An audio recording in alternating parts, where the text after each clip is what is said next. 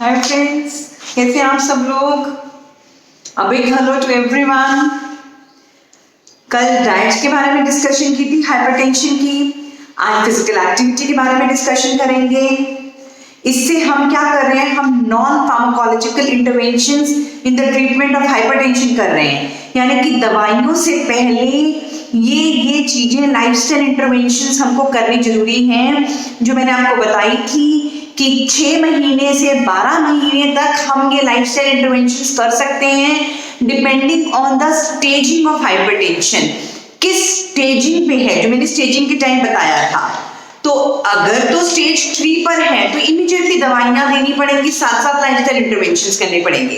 But अगर high normal पे या स्टेज 1 या स्टेज 2 पे है तो सिर्फ लाइफस्टाइल इंटरवेंशन से भी हम अपना ये काम कर सकते हैं और 6 से 12 महीने का टाइम हम मरीज को दे सकते हैं दवाइयों पे ना डालते हुए,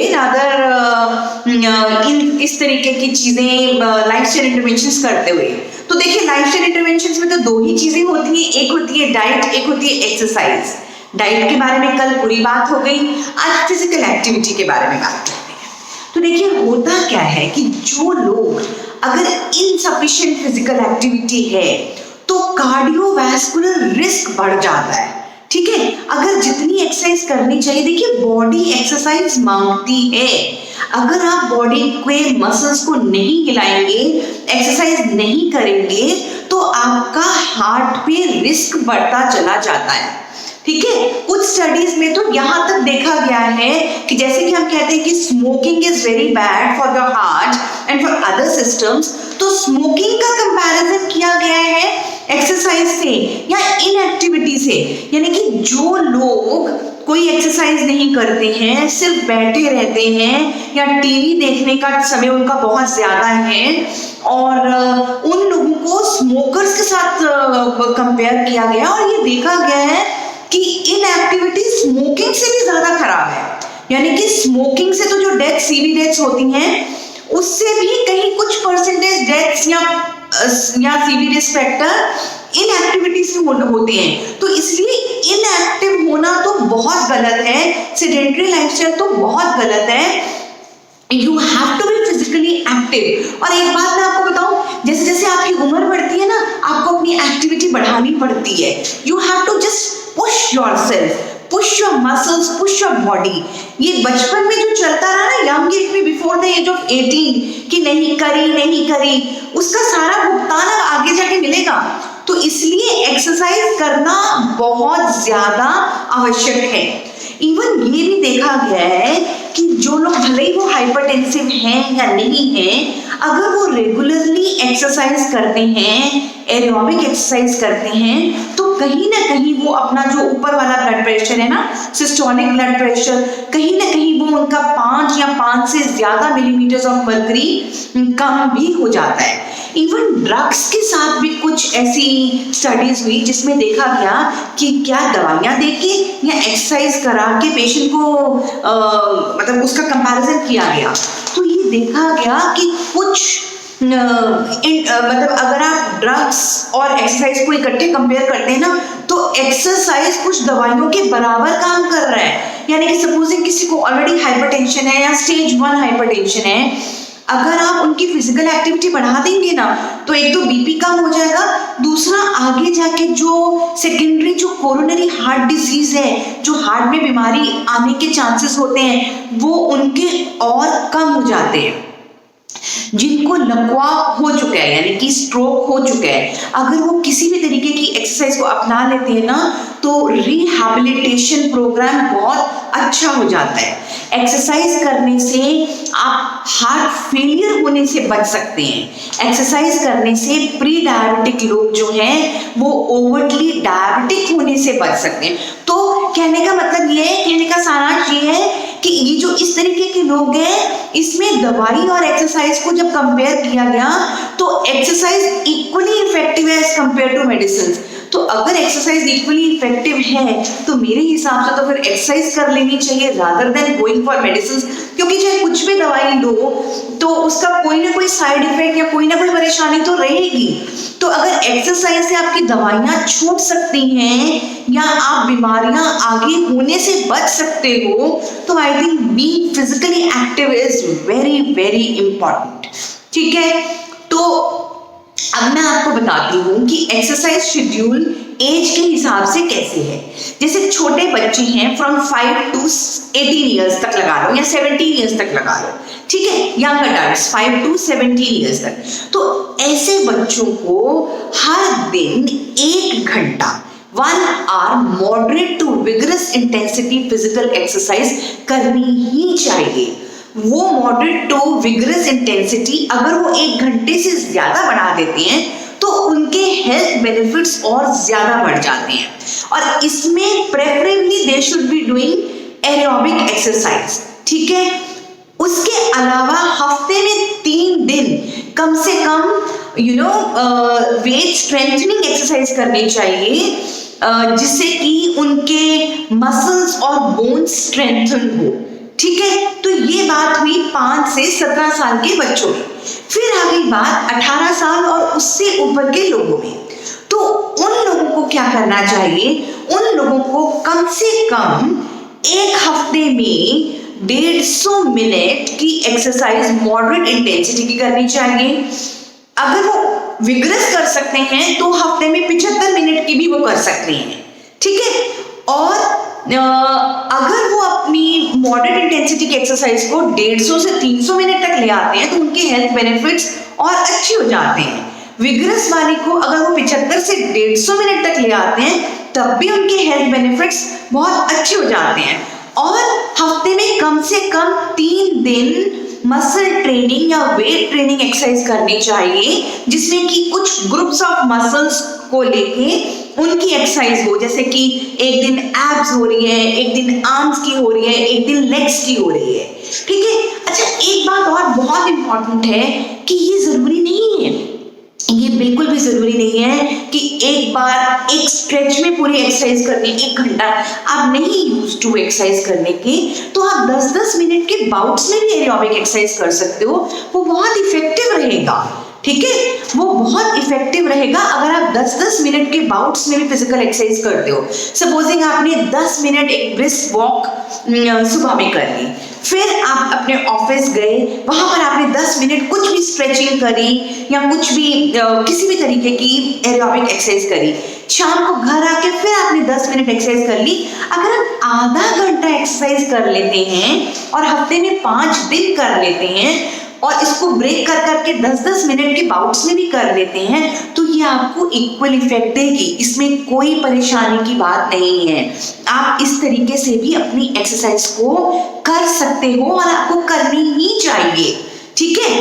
तो एक तो ये है कि आप बाउट्स में कर सकते हो 10-10 मिनट के, पर ये नहीं कि 2 मिनट की जरा सा चले और हो गया काम, नहीं, उससे बात नहीं बनेगी। एटलीस्ट 10 मिनट्स एक ब्रिस्क वॉक या मॉडरेट इंटेंसिटी एक्सरसाइज तो होनी ही चाहिए। अच्छा, एक बात और है कि एक्सरसाइज के शेड्यूल को इस तरीके से स्प्रेड आउट करो कि कभी भी 24 घंटे से ज्यादा नहीं होने चाहिए कि आपने कोई एक्सरसाइज नहीं करी। सपोजिंग आज आपने पूरी एक्सरसाइज करी, कल एक दिन आप नहीं कर पाए किसी भी वजह से, तो परसों उस शेड्यूल को जरूर ले लीजिए, ठीक है। और जब आप वेट ट्रेनिंग या मसल ट्रेनिंग की करते हैं, हफ्ते में 2 दिन या 3 दिन करते हैं, तो उसके दरमियान आप 48 घंटे का डिफरेंस रखिए, क्योंकि इतना आपकी मसल को रिजुविनेट होने के लिए वक्त भी चाहिए, ठीक है। अब आपका सवाल उठेगा कि मैम मॉडरेट इंटेंसिटी क्या एक्सरसाइज होती है और विगरस इंटेंसिटी क्या एक्सरसाइज होती है।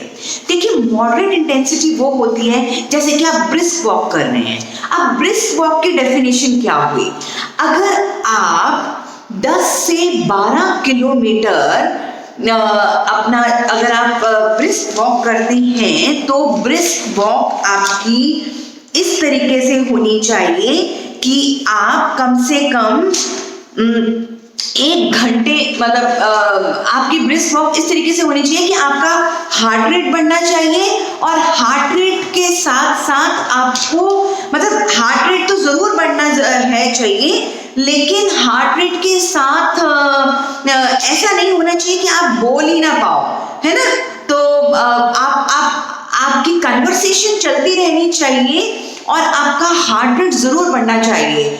और 10 से 12 मिनट में आप 1 किलोमीटर अगर तेजी से चलते हैं तो उसको कहते हैं हम ब्रिस्क वॉक, ठीक है। 10 से 12 मिनट लगने चाहिए 1 किलोमीटर को कवर करने के लिए, वो हुआ ब्रिस्क वॉक, जिसमें कि आपका हार्ट रेट जरूर बढ़ेगा, लेकिन if you can maintain having the conversation, जो अगर आप किसी से बात कर रहे हो, सांस फूलने से जैसे बोला नहीं जाता, तो थोड़ा सा वो कन्वर्सेशन मेंटेन रहनी चाहिए, ठीक है। तो एक तो हुई ब्रिस्क वॉक, दूसरी हुई जैसे कि आप अपने पेट को लेके जा रहे हो, है ना, वॉक पे, या आप बच्चों के साथ एक्सरसाइज में अपने आप को शामिल कर रहे हो, या आप अपनी गार्डनिंग कर रहे हो, या आप घर के काम कर रहे हो, ऊपर जाना है फिर नीचे आना है, या आप कोई ग्रोसरी उठा के तेजी से जा रहे हो एंड जो लोड जो भी उठा रहे हो वो 20 किलो से कम होना चाहिए, ठीक है। तो ये आ जाती है एक्सरसाइजेस मॉडरेट इंटेंसिटी में। विगरस इंटेंसिटी में क्या आई,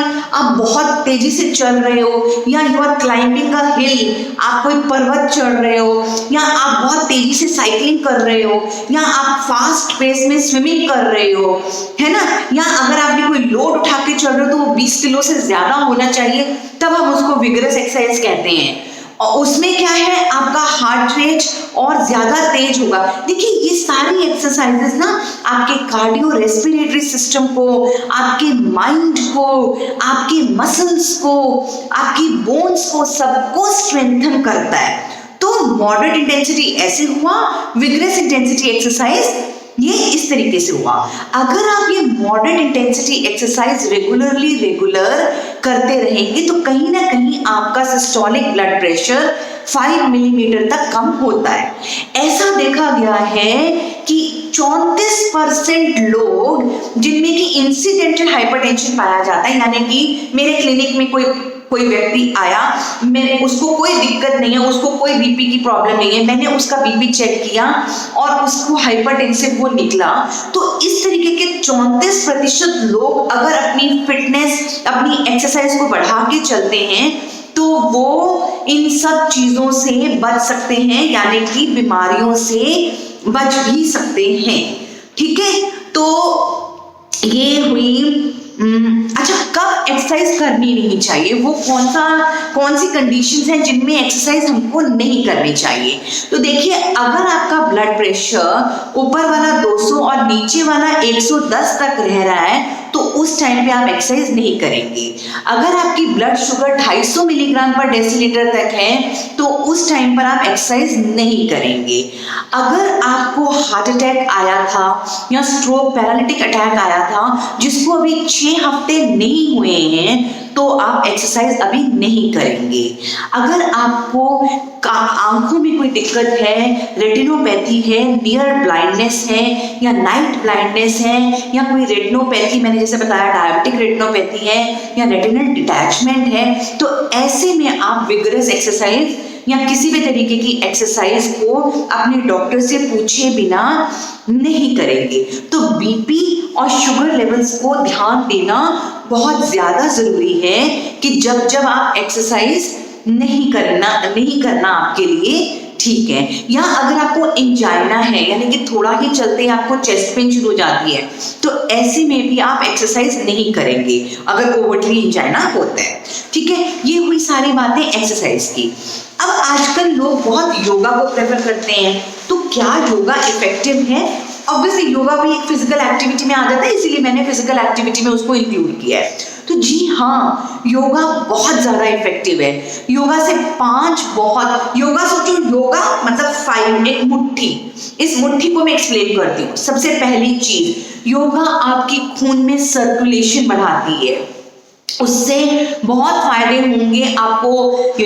हार्ट अटैक नहीं आएगा, इस्कीमिक मायोकार्डियल इंफार्क्शन या इस्कीमिक स्ट्रोक, पैरालिटिक अटैक, वो सब नहीं आएंगे।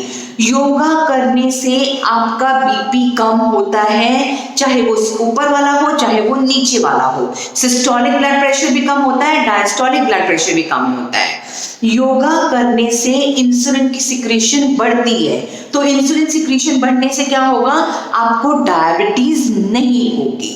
योगा करने से आपके कोलेस्ट्रॉल लेवल्स गिर जाते हैं, आप टोटल कोलेस्ट्रॉल गिरता है, आपके ट्राइग्लिसराइड लेवल्स गिरते हैं, आपका एलडीएल गिरता है, और जो अच्छा कोलेस्ट्रॉल है एचडीएल वो योगा करने से बढ़ता है। ठीक है।